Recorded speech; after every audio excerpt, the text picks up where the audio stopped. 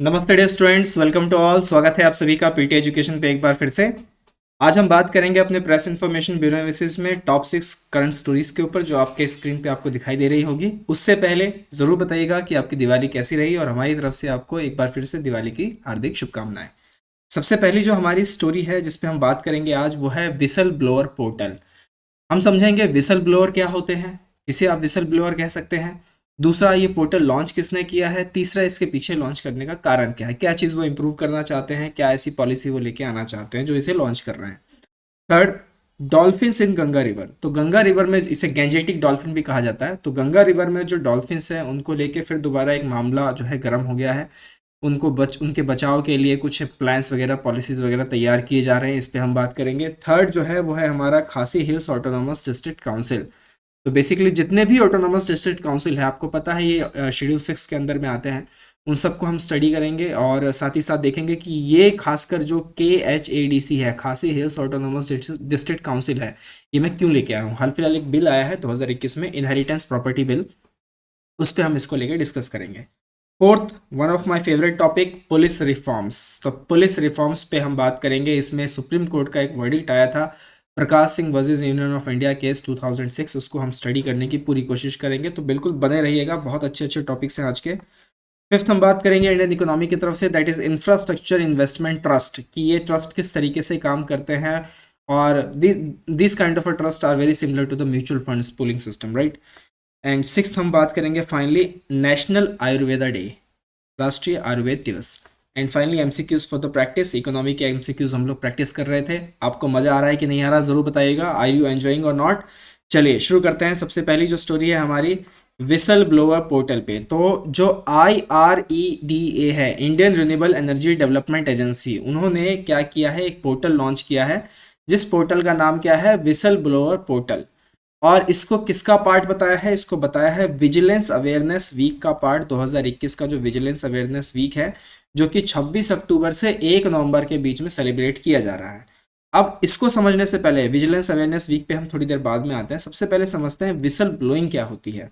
तो company act 2013 का कहना है, क्योंकि हम तो कागजी जो कानून है उसके ऊपर हम चलेंगे कि ये क्या डेफिनेशन है और क्या चीज़ें हैं, राइट। जो कंपनी एक्ट 2013 है वो इसको डिफाइन करती है कि this is a kind of an action aimed at drawing the attention of stake holders to instances of unethical practices in an organisation. यदि कोई सी संगठन में कोई बिल्कुल अनएथिकल वे से काम कर रहा है, तो अगर किसी को वो चीज़ मालूम है, तो वो सबका ध्यान, पूरे ऑर्गेनाइजेशन का ध्यान या उसके मेन मेंबर्स का ध्यान उसके तरफ आकर्षित करता है कि देखिए सर, आपके संगठन में, आपके ऑर्गेनाइजेशन में, आपके इंस्टीट्यूशन में ये अनएथिकल प्रैक्टिसेस चल रहे हैं। तो जो बंदा इसको ध्यान दिलवाता है, this is called as the whistle blower. जैसे आप में से कितने लोगों ने एडवर्ड स्नोडेन का नाम सुना है, एडवर्ड स्नोडेन, ये भी एक विसल ब्लोअर थे, राइट। क्या इन्होंने बताया था, जरूर बताइएगा कमेंट थ्रेड में। अभी हाल फिलहाल रशिया में है, राइट। तो विसल ब्लोअर क्या होता है, जो उन लोगों का ध्यान लगाता है, जो बताता है कि सर देखिए आपके ऑर्गेनाइजेशन में रॉन्ग प्रैक्टिसेस चल रही हैं, पूरे मतलब सबूत सबूत के साथ। मतलब आप कह सकते हैं कि ये भी उसका एक हिस्सा रहा होगा, तभी तो इसको मालूम होगा ना, ये भी उस अनएथिकल प्रैक्टिसेस का एक हिस्सा रहा होगा। और बाद में इन लोगों का क्या होता है, ज़मीर जाग जाता है, इन लोगों की अंदर की आत्मा जाग जाती है। फिर ये कहते हैं कि यार बता दो सबको, ये गलत काम कर रहे हैं, गलत तरीके से कर रहे हैं, ठीक। अब ये जो लोग होते हैं, ये अंदर से भी हो सकते हैं ऑर्गेनाइजेशन के, और बाहर से भी हो सकते हैं। ज़रूरी नहीं है कि सिर्फ अंदर वाले को ही आप ऐसा कहें। Such as current and former employees, share holders, external auditors and lawyers, वगैरह वगैरह वगैरह। भारत के अंदर में विसल ब्लोअर्स को प्रोटेक्ट करने के लिए एक कानून है, जिसको बोला जाता है विसल ब्लोअर्स प्रोटेक्शन एक्ट 2014। जनवरी 2020 में सेबी ने एक नया मैकेनिज्म बनाया था। सेबी आपको पता है ना, security and exchange board of India. तो आज के लिए आपका पहला सवाल पूछ लेता हूं कि सेबी की स्थापना कब हुई थी, किस ईयर में इसकी स्थापना हुई थी, जरूर बताइएगा। तो ये एक नए मैकेनिज्म के साथ में आए कि जो विसल ब्लोअर्स हैं उनको बचाने के लिए कानून तो है ही भारत के अंदर में, विसल ब्लोअर प्रोटेक्शन एक्ट 2014। लेकिन इन्होंने बोला कि यार इतनी मेहनत करते हैं, रिस्क लेते हैं, अपना जमीर जगाते हैं, इन लोगों को तो भाई थोड़ा इनाम वनाम भी देना चाहिए। तो धनतेरस के दो दो सिक्के सोने के इनको पकड़ा दिए जाए। ऐसा नहीं किया उन्होंने, उन्होंने कुछ ऐसा मैकेनिज्म बनाया कि इनको भी रिवॉर्ड देना चाहिए। And other informants for sharing information about insider trading cases, right. Insider trading भी आप जानते ही हैं, राइट। आप में से कितने लोगों ने स्कैम 1992 देखा है, जिन्होंने देखा होगा वो समझ जाएंगे कि इनसाइडर ट्रेडिंग क्या होती है। यार हम आते हैं अगले विजिलेंस अवेयरनेस वीक पे। ये हर साल मनाया जाता है, और किसको कमेमोरेट करने के लिए, that is for Sardar Vallabh Bhai Patel, also known as the Bismarck of India. इनको बिस्मार्क ऑफ इंडिया भी कहा जाता है। लौह पुरुष कहते हैं ना, आयरन मैन ऑफ इंडिया भी हैं वो। और ये कौन इसको ऑब्जर्व करता है? This has been observe by central vigilance commission every year. तो आज के लिए आपका दूसरा सवाल बड़ा सिंपल सा सवाल कि इनके चीफ कौन है, सीवीसी के अभी हाल फिलहाल चीफ कौन है, नाम बताइएगा। मैंने आपको बता ही दिया था कि विजिलेंस अवेयरनेस वीक इस बार 26 अक्टूबर से 1 नवंबर तक ऑब्जर्व किया जा रहा है। थीम क्या है इस बार का? Independent India at 75, self reliance and integrity, right. 2020 की अगर हम बात करें, अब क्योंकि ये जो पोर्टल लाया गया, ये किस लिए लाया गया? ये इस पोर्टल को लाने के पीछे का पूरा मेन मकसद ये था कि जो भी करप्शन वगैरह है, अनएथिकल प्रैक्टिसेस हैं, उनको वहाँ पे रिपोर्ट, उनको एक पोर्टल बना जाए और ताकि लोग वहाँ पे जाके अपने कंप्लेंट्स को रजिस्टर कर सकें। खासकर ईडा के जो एम्प्लॉई हैं, ईडा आपको पता ही है ईडा क्या है। ईडा एक कैटेगरी 1 की मिनी रत्न पीएसयू है, ठीक। तो 2020 में भारत का करप्शन परसेप्शन इंडेक्स में जो रैंक रहा वो रहा 86। 2019 से मतलब 6 स्पॉट और गिर गया। मतलब हालत जो है करप्शन में भारत की खराब होती जा रही है। अब इसके पीछे के कारण बहुत सारे हैं, वेरियस फैक्टर्स हैं, जैसे कि पुअर रेगुलेटरी फ्रेमवर्क है, एक्सक्लूसिविस्ट प्रोसेस है, डिसीजन मेकिंग में काफ़ी सीक्रेसी रहती है, ट्रांसपेरेंसी नहीं है, ओपेकनेस बहुत ज़्यादा है, रिजिड ब्यूरोक्रेटिक स्ट्रक्चर्स हैं, प्रोसेसेस हैं, मतलब इंटरनल कंट्रोल मैकेनिज्म भी कहीं ना कहीं एब्सेंस है, वगैरह वगैरह। ये सारे काफ़ी सारे फैक्टर्स हैं। These are the causes behind the corruption in India, right. तो ये सारी चीज़ें हैं। अब इसमें रास्ता क्या है, ठीक है, क्योंकि करप्शन क्यों ज़्यादा मतलब हमारे लिए मायने रखते हैं। देखिए, करप्शन अगर रहेगा तो आप काम ढंग से नहीं कर पाएंगे, ठीक है। तो आपको आई होप समझ में आ गया होगा कि विसल ब्लोअर क्या है, ये पोर्टल किसने लॉन्च किया, क्यों लॉन्च किया, किस लिए किया गया, राइट। चलिए हम चलते हैं अगली अपनी दूसरी स्टोरी की तरफ। उससे पहले ईडा का ये लोगो देख लीजिएगा। We are moving to the next story, that is dolphins in the Ganga river. Gangetic dolphins भी कहते हैं। साइंटिफिक नाम क्या है इसका? प्लैटेनिस्ता गैंजेटिका, प्लैटेनिस्ता गैंजेटिका, ठीक। तो जो गंगा नदी में डॉल्फिन थी, उनको ऑफिशियली कब डिस्कवर किया गया? 1801 में। Ganges river dolphins live in the Ganges Brahmaputra, मेघना and Karnaphuli Sangu river system of Nepal. थोड़ा नदियों के नाम याद रखेगा, Nepal, India and Bangladesh. The Ganges river dolphin can only live in fresh water and essentially blind, right. अब ये शिकार कैसे करती हैं? तो क्या होता है कि अल्ट्रासोनिक साउंड जो है ये एमिट करती हैं शिकार के लिए, और वो फिर बाउंस होते हैं वो साउंड फिश पे से या कोई इनके शिकार पे से। तो इनके माइंड में एक पिक्चर बनती है। आप समझ रहे हैं नेचर ने क्या क्या ताकत इन लोगों को दे रखी है। उसके बाद जो है फिर वो शिकार करती हैं। इनको सूसू भी कहा जाता है, राइट। इनकी जो ग्लोबल पॉपुलेशन है वो लगभग 4000 है and nearly 18% of found in the Indian सब कॉन्टिनेंट। ये किसके अंदर आते हैं? They comes under the schedule 1 of wild life protection act 1972। और इनका जो आईयूसीएन स्टेटस है वो भी क्या है? वो भी एंडेंजर्ड है। अब इसकी प्रोटेक्शन के लिए काफ़ी सारे इनिशिएटिव्स भारत में लॉन्च किए गए हैं। सबसे पहला है प्रोजेक्ट डॉल्फिन। तो प्राइम मिनिस्टर ने 2020 के जो इंडिपेंडेंस डे था उसी दिन ही प्रोजेक्ट डॉल्फिन को लॉन्च किया। It is on the lines of the project tiger which has help increase the tiger population. फिर विक्रमशिला गैंजेटिक डॉल्फिन सेंचुरी को भी स्टैब्लिश किया गया बिहार के अंदर में। National Ganga river dolphin day भी मनाया जाने लगा, 5 अक्टूबर को देखे जाने लगा। National mission for clean Ganga celebrates 5 October as the national Ganga river dolphin day, right. और बहुत तरीके के मतलब वेरियस कंजर्वेशन प्लान्स इनको लेके आते रहते हैं। तो ये थे गैंजेटिक डॉल्फिन्स। एक इरावदी डॉल्फिन्स भी होते हैं। कौन से होते हैं दोस्तों? इरावदी डॉल्फिन्स। तो आज के लिए आपका एक और सवाल आज बहुत पूछूंगा और बहुत ही बेसिक सवाल पूछूंगा ताकि आप पार्टिसिपेट अच्छे से कर सकें।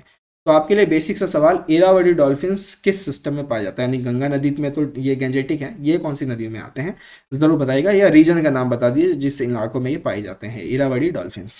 चलिए आगे बात करते हैं। उससे पहले बहुत अच्छा इन्फोग्राफिक पढ़ लीजिएगा इसको, वीडियो को आराम से पॉज करके। Now we are moving to the third story, Khasi hills autonomous district council. तो इसे हम KHADC में मैं बोल दूंगा, इतना लंबा बोलने की जरूरत नहीं है मुझे, राइट। तो मेघालय में जो खासी हिल्स ऑटोनॉमस डिस्ट्रिक्ट काउंसिल है, उन्होंने अनाउंस किया कि वो जल्द ही खासी इनहेरिटेंस ऑफ प्रॉपर्टी बिल 2021 जो है वो इंट्रोड्यूस करने वाले हैं। अब इस बिल की बात क्या है? देखिए, इनहेरिट करना, लेना, क्या प्रॉपर्टी बिल तो बिल ही है। तो ये जो बिल है ये किस में बात कर रहा है कि जो जो माँ बाप की जो प्रॉपर्टी होती है, जायदाद जिसे कहते हैं हम लोग, ठीक है, वो खासी कम्युनिटी के बच्चों में इक्विटेबल डिस्ट्रीब्यूशन पैटर्न पे मतलब the base should be on the principle of equitable distribution of the property. Clear. अब ये जो ऑटोनॉमस डिस्ट्रिक्ट काउंसिल कह लीजिए या फिर खासी हिल्स ऑटोनॉमस डिस्ट्रिक्ट काउंसिल कह लीजिए, ये 6th शेड्यूल ऑफ कॉन्स्टिट्यूशन के अंदर में आते हैं, जो ये कहता है कि जो ट्राइबल एरियाज हैं आसाम, मेघालय, त्रिपुरा, मिजोरम, उनका जो एडमिनिस्ट्रेशन कंट्रोल है वो यहीं से चला जाएगा, यानी 6th शेड्यूल से उनको पावर दी गई है। This special provision is provided under article 244 clause 2 and 275 clause 1 of the Indian constitution. थोड़े आर्टिकल वगैरह ध्यान रखिएगा, एग्जाम में आ जाते हैं। It provides for autonomy in the administration of these areas through autonomous district councils. कितने हैं जरूर बताइएगा, अभी पिक्चर दिखाऊंगा आपको मैं थोड़ी देर में कि हाँ मैंने autonomous district councils we have which are empowered to make laws in respect of areas under their jurisdiction. अब ये जो बॉडी है ये 6th शेड्यूल ऑफ कॉन्स्टिट्यूशन के अंदर आती है।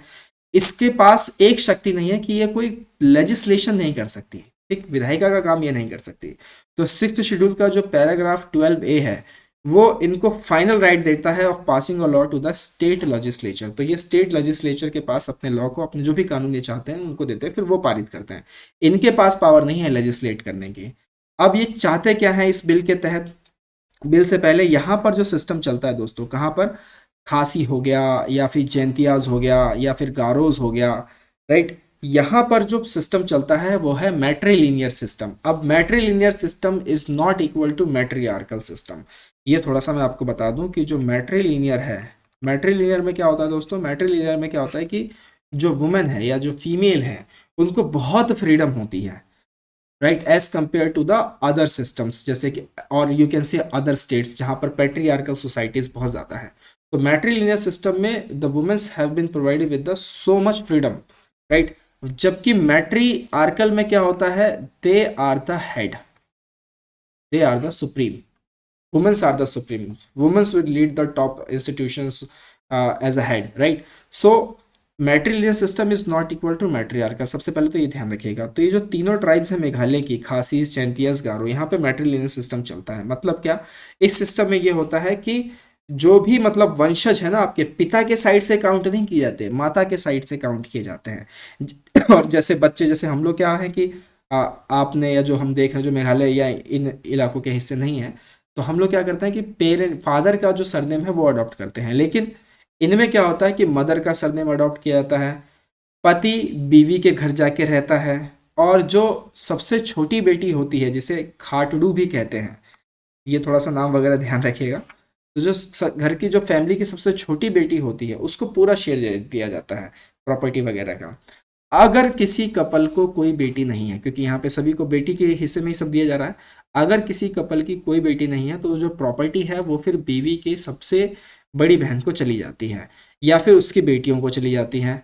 अब अगर ये भी नहीं है तो फिर वो जो जो वाइफ है, जो फीमेल है, उनका जो क्लैन है उसको ये प्रॉपर्टी फिर इनहेरिट कर देते हैं कि उनमें जो भी हो तो उनको दे दो, ठीक। अब ये बिल लेके जो आना चाह रहे हैं, इनका मेन मकसद ये है कि इक्विटेबल डिस्ट्रीब्यूशन किया जा सके पेरेंटल प्रॉपर्टी का among siblings including both male and female. The bill would let parents decide who they want to will their property to, यानी कि माता पिता तय करें कि मैं अपनी जायदाद किसके नाम लिखूं। It would prevent a sibling from getting paternal parental property if they marry a non Khasi and accept the spouse customs and culture. The legislation is aimed at economic empowerment based on the principle of equitable distribution of the property। ठीक, समझ में आया कि ये bill क्या कह रहा है, क्या चीज़ इसमें क्या बदलाव करने की कोशिश की जा रही है। एक और सवाल आज के लिए आपसे पूछ लेते हैं, राइट टू प्रॉपर्टी कैसा राइट है, फंडामेंटल राइट है या लीगल राइट है, किस तरीके का राइट है, ज़रूर बताइएगा आप मुझे। और ये वो चित्र है, ये सारे ऑटोनोमस डिस्ट्रिक्ट काउंसिल्स हैं। गोरखालैंड हो गया, यहाँ पे बोडोलैंड हो गया, गारो हिल्स, खासी हिल्स, जैंतिया हिल्स, दीमा हसाओ, सदर हिल्स, कार्बी आंगलोंग असम में, त्रिपुरा, चकमा एडीसी, लाई एडीसी, मारा एडीसी, ठीक। तो ये सारे ऑटोनोमस डिस्ट्रिक्ट काउंसिल हैं। चलिए आगे बात करते हैं। Next one of my favourite topic that is police reforms. तो अभी हाल फिलहाल जो एनएचआरसी की कोर एडवाइजरी ग्रुप है, उन्होंने क्रिमिनल जस्टिस सिस्टम को लेके कुछ ना कुछ रिकमेंडेशंस दिए हैं एमएचए को। एमएचए कौन है? एमएचए है मिनिस्ट्री ऑफ होम अफेयर्स, गृह मंत्रालय। तो गृह मंत्रालय को एनएचआरसी ने कुछ एडवाइस किया है कि देखिए भैया, क्रिमिनल जस्टिस सिस्टम को लेकर कुछ रिफॉर्म्स आप कर लीजिए, हम आपको कुछ कुछ पॉइंट्स लिख के दे रहे हैं। तो आइए उन पॉइंट्स पे हम चर्चा करते हैं। सबसे पहला पॉइंट है कि जो यूनियन होम मिनिस्ट्री है और जो स्टेट गवर्नमेंट है वो सबसे पहले तो क्या करे कि एक पुलिस कंप्लेंट अथॉरिटी बनाए। ये पुलिस कंप्लेंट अथॉरिटी वो क्यों बनाए? क्योंकि सुप्रीम कोर्ट ने Prakash Singh versus union of India 2006 case में बोला था, वर्डिक्ट दिया था कि ये करने की जरूरत है, रिफॉर्म्स आएगा ना इससे। तो ये कह रहे हैं कि सबसे पहले तो आप पुलिस कंप्लेंट अथॉरिटीज बनाइए, बनवाइए, मंत्रालय को कह रहे हैं और फिर स्टेट गवर्नमेंट को भी। दूसरा, जो मंत्रालय या जो लॉ मिनिस्ट्री है, वो जो लॉ कमीशन का 113वां रिपोर्ट आया था जिसमें उन्होंने बात कही थी कि इंडियन एविडेंस एक्ट के सेक्शन 114 बी को भी जोड़ दीजिए, सबसे पहले तो आप वो काम कीजिए। उससे क्या होगा? उससे ये होगा, उसमें है ये बात कि अगर कोई भी पर्सन पुलिस कस्टडी में अगर उसे किसी तरीके की इंजरी होती है तो ये माना जाएगा कि यह इंजरी पुलिस वालों ने की है। ठीक, ये बात उन्होंने कही। तीसरा, make the legal framework technology friendly to speed up the criminal justice system. मतलब आप ढांचा थोड़ा सा सही कीजिए ना। आप तो मतलब इतना समय लगा देते हैं कि बेचारा मर भी जाए कि उसको जस्टिस ही नहीं मिलती उस बंदे को, तो थोड़ा जो क्रिमिनल जस्टिस सिस्टम है उसको स्पीड अप करने की जरूरत है। चौथा, सुप्रीम कोर्ट का दिसंबर में 2020 में ऑर्डर आया था कि देखो भाई, सभी पुलिस स्टेशन में नाइट विजन सीसीटीवी कैमरा जो है वो लगा देने चाहिए। वो अभी तक नहीं हुए, ताकि अकाउंटेबिलिटी पूरी चेक की जा सके, वो अभी तक नहीं हुए, तो इसको भी आप करवाइए। फिर fifth, involve trend social workers and law students with police stations as a part of community policing, right, and incorporate community policing in police manuals, laws and advisories। जैसे कि अभी फिलहाल इसका एक सिंपल सा एग्जांपल मैं आपको देता हूँ। ये तो एनएचआरसी कह रहा है कि आप सोशल वर्कर और लॉ स्टूडेंट्स को इन्वॉल्व कीजिए पुलिस स्टेशंस के जो भी ट्रेनिंग प्रोसेस है और जो कम्युनिटी पुलिसिंग वगैरह में, ताकि एक बढ़िया ढांचा तैयार हो सके। लेकिन एक एग्जांपल मैं आपको देता हूँ, जैसे दिल्ली के अंदर में सिविल डिफेंस करके है, तो अभी कोरोना के समय में काफ़ी पुलिस वालों की कमी पड़ गई थी क्योंकि पुलिस पे बर्डन ज़्यादा आ गया था कोरोना में। बर्डन क्या आ गया था? क्योंकि पुलिस जो थे वो, उनका काम था लॉ एंड ऑर्डर संभालना, समझे आप? उनका काम सेवा करना नहीं था। सेवा मतलब समझ रहे, जैसे मैं कहना चाह रहा हूँ कि लॉ एंड ऑर्डर संभालना, जैसे चोर को पकड़ना, क्राइम को रोकना वगैरह वगैरह। लेकिन अब क्या था कि कोरोना वायरस में उन्हें लोगों को संभालना था, लोगों को घरों के अंदर रखना था, समझ रहे हैं? जो लोग जिनके पास खाना नहीं है, पुलिस ने उन तक के पास खाना पहुंचाया है जा जाके, तो वो ये सब काम करने लग गए, तो उनके पास मैन पावर की हो गई कमी। तो फिर उन्होंने सिविल डिफेंस करके, दिल्ली होम सिविल डिफेंस करके एक डीसीडी होता है, तो वो उसमें से काफ़ी सारे जो यंग लड़के थे 20, 21, 22 साल के, उनको ऑफर किया कि भाई आके आप लोग हमारे साथ काम कीजिए। और एक एक ग्रुप बनाया गया कि जैसे मान लीजिए 10 बंदों का एक ग्रुप है, उनके पीछे कांस्टेबल लगा दिया गया दिल्ली पुलिस का कि आप इनको ट्रेन कीजिए और इनकी ये एरिया इनका रहेगा और ये देखेंगे यहाँ पे कुछ भी ऊंच नीच ना हो, ये लोगों को समझाएंगे, रोकेंगे वगैरह वगैरह। तो ये सिस्टम किया गया। तो यहाँ पे एनएचआरसी कह रहे कि इस तरीके का काम आप कीजिए ना कि एक कम्युनिटी पुलिसिंग जो है वो, पॉलिशिंग जो है वो हो सके। ठीक, अब सुप्रीम कोर्ट और प्रकाश सिंह का जो 2006 का जो केस था, उसमें था क्या बेसिकली? उसमें यह था कि fixing the tenure and selection of the DGP, Director General of Police, to avoid situations where officers about to retire in a few months are given the post, right? मतलब इसमें ये बोला गया कि देखिए, पॉलिटिकल इंटरफेरेंस को या तो ख़त्म करना है अगर आपको, तो फिर जो भी मतलब ये इंस्पेक्टर जनरल ऑफ पुलिस वगैरह होते हैं, इनका टेन्योर बिल्कुल मिनिमम होना चाहिए ताकि ये किसी भी पॉलिटिशियंस द्वारा ट्रांसफ़र नहीं किया जा सके। साथ ही साथ इनकी जो भी मतलब पोस्टिंग वगैरह होगी, उसके लिए आप एक पुलिस एस्टेब्लिशमेंट बोर्ड्स का यूज़ करें। उससे क्या होगा कि जो सीनियर ब्यूरोक्रेट्स हैं या जो पॉलिटिकल लीडर्स हैं वो इंटरफेयर कम कर पाएंगे। मतलब मेन जो मुद्दा था वो ये था, to ensure no political interference. ठीक, उसके बाद इसमें बोला गया कि आपको स्टेट पुलिस कंप्लेंट अथॉरिटी का गठन करना चाहिए, जहाँ पे एक सामान्य नागरिक जाकर अपनी जो है जो भी उसकी दरखास्त है वो दे सकता है, जो भी वो कहना चाह रहा है, जो भी उसकी कंप्लेंट्स है, ग्रीवांसेस है, वो वहाँ पे दे सकता है। लेकिन होता क्या है कि जैसे हम पुलिस स्टेशन में जाते हैं तो पुलिस के पास बहुत ज़्यादा काम है। अभी भी पेपर वर्क में जो इंस्टीट्यूशन सबसे ज़्यादा काम करती है वो है पुलिस। पुलिस के पास बहुत सारे काम है थाने के अंदर में, पुलिस स्टेशन के अंदर में। तो कोई भी अगर फरियादी जा रहा है अपना कुछ लेके बताने के लिए, तो कभी कभार उसको बहुत लंबा वेट करना पड़ता है, कोई सुनने को रेडी नहीं होता क्योंकि सभी काम में बिजी रहते हैं। तो इसीलिए सुप्रीम कोर्ट ने बोला कि देखो, आपको तो ज़रूरत है एक स्टेट पुलिस कंप्लेंट अथॉरिटी बनाने की। उसके बाद इन्होंने बोला कि आपको स्टेट सिक्योरिटी कमीशन का भी गठन करना चाहिए, जिसके मेंबर सिविल सोसाइटी से होंगे, और साथ ही साथ नेशनल सिक्योरिटी कमीशन का भी गठन करना चाहिए। अब एंड रिजल्ट क्या रहा, क्योंकि 2006 का केस है, ये 15 साल हो चुके हैं, हम 2021 में हैं। तो moral of the story is that कि 18 स्टेट्स ने अपने पुलिस एक्ट को उसी समय पास तो कर दिया, अमेंड तो कर दिया, लेकिन पूरी तरीके से किसी ने भी इस मॉडल को अपनाया अभी तक नहीं है। इसलिए एनएचआरसी के कोर एडवाइजरी ग्रुप का ये रिकमेंडेशन आया कि देखो भैया आप इसको करो, ताकि क्रिमिनल जस्टिस सिस्टम में काफ़ी रिफॉर्म्स ले आए जा सके। क्लियर है? चलिए अगली स्टोरी पे आते हैं, that is the infrastructure investment trust. बहुत ही मतलब इजी सा है। इसके स्ट्रक्चर को एक बार देख लेते हैं। They are very similar to the mutual funds, जिसमें क्या होता है कि जो भी इन्वेस्टर्स होते हैं उनके पैसे को कैटेगराइज करके और बहुत वेरियस टाइप में लगा दिया जाता है ताकि उनको बेनिफिट मिले। ये सारे के सारे सेम इसी तरीके से ये भी काम करता है, लेकिन ये काम करता है इंफ्रास्ट्रक्चरल डेवलपमेंट के लिए। They are regulated under the SEBI regulations 2014 and Indian trust act 1882। अब इसमें जो है 4 लोग हैं। सबसे पहले हैं ट्रस्टी। ट्रस्टी का क्या काम होगा? ट्रस्टी का काम होगा ये देखने का कि भैया इसमें कितना पोटेंशियल है और क्या क्या इसमें आ सकता है, काम कैसे कर पाएगा, ये बढ़िया चलेगा कि नहीं चलेगा, ये चीज़। उसके बाद इसमें आते हैं स्पॉन्सर्स। स्पॉन्सर्स का काम होता है इनको प्रमोट करना है ऐसे प्रोजेक्ट्स को, ठीक। फिर उसके बाद आते हैं इन्वेस्टर्स मैनेजर। वो ये देखते हैं कि पूरा जो एसेट मैनेजमेंट वगैरह का प्रोसेस है वो ये लोग मैनेज करते हैं। And then come the project manager, जो कि एग्जीक्यूशन का पार्ट देखते हैं कि अब ये प्रोजेक्ट सही से चले। तो इसमें कुछ कुछ ऐसे फीचर्स हैं, इनको आप आराम से वीडियो को पॉज करके पढ़ लीजिएगा। इसमें फ़ायदा क्या होता है? इसमें फ़ायदा ये होता है कि काफ़ी सारे जो रिस्क एक तो कम रहता है, ऊपर से इन्वेस्टमेंट जो होती है वो इंफ्रास्ट्रक्चर रिलेटेड होती है, तो काफ़ी बेनिफिट वगैरह, टैक्स नॉर्म्स वगैरह में काफ़ी छूट वगैरह इनको मिलती रहती है। So this is the infrastructure investment trust, ये आप देख लीजिएगा। हम मूव करते हैं अपनी अगली स्टोरी की तरफ, that is the national Ayurveda day. National Ayurveda day क्या है? National Ayurveda day was celebrated on 2 November 2021 by Ministry of Ayush across the country. Union ministry of Ayush starting observing Dhanvantari Jayanti, जिसे धनतेरस भी हम कहते हैं, इस बार 2 नवंबर को ही था ना, तो 2 नवंबर को हर साल नेशनल आयुर्वेदा डे मनाया जाता है। क्यों मनाया जाता है? क्योंकि धन्वंतरी जयंती, जिसे धनतेरस भी कहते हैं, 2016 से ये प्रथा जो है वो बनाई गई है कि जिस दिन धनतेरस होगा उस दिन नेशनल आयुर्वेदा डे होगा। अब ये ऐसा क्यों किया गया? इसलिए ऐसा किया गया क्योंकि जो धन्वंतरी जयंती है, तो जो लॉर्ड धन्वंतरी हैं उनको एक मतलब एक तरीके से आप ये कह सकते हैं कि आयुर्वेद का उनके हाथ में जो था ना, जो सिंबल था, माइथोलॉजी में अगर आप जाएंगे तो उनके उनके एक हाथ में मंथन के समय, एक हाथ में तो उनके पास अमृत था, दूसरे में उनके पास क्या था, वो एक फिजिशियन थे।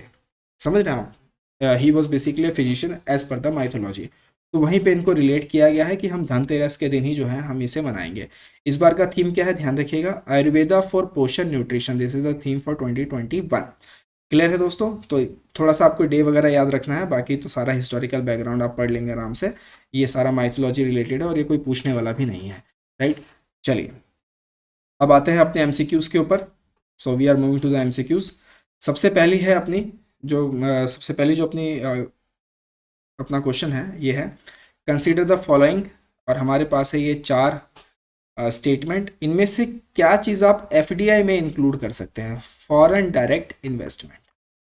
फॉरेन डायरेक्ट इन्वेस्टमेंट में इनमें से आप क्या यूज़ कर सकते हैं? ठीक है, इसके लिए चलिए मैं आपको दिखाता हूँ वेबसाइट। वेबसाइट थी ये, मतलब ये वेबसाइट नहीं, एक रिपोर्ट कह लीजिए।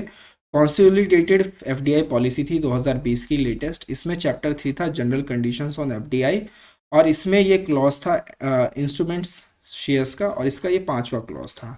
इसमें आप देख सकते हैं, आराम से पढ़ते हैं। It is clarified that foreign investment shall include all types of foreign investment, direct and indirect, regardless of whether the said investments have been made under Schedule 1, FDI, FPI, NRI, LLP, FVCI, investment vehicles, and DRs, depository receipts of foreign exchange, non-debt instruments rules। और साथ ही साथ आप यहाँ पे ये 2 word देख सकते हैं, ये है foreign currency convertible bonds and depository receipts having underlying of instruments which can be issued under Schedule 9 being in the nature of debt shall not be treated as a foreign investment, right। so basically बात यही कही गई है कि foreign currency जो ये क्या कहते हैं आपका फॉरेन करेंसी कन्वर्टिबल बॉन्ड्स हैं, इनको आप एफडीआई में ले सकते हैं। साथ ही साथ ग्लोबल डिपॉजिटरी रिसिप्ट्स, इनको भी आप एफडीआई में ले सकते हैं। तो 1 और 3 तो आएंगे ही आएंगे। अब ऑप्शन अगर आप देखेंगे तो 1 और 3 जो है वो इसी ऑप्शन में आ रहे हैं। सो करेक्ट ऑप्शन यहाँ पे क्या होगा? Option A. अब मैं आपको दूसरा भी समझा देता हूँ, foreign institutional investment with certain conditions. अब देखिए फॉरेन इंस्टीट्यूशनल इन्वेस्टमेंट FII, इसमें दो चीज़ें होती हैं, एक होता है FDI और एक होता है FPI।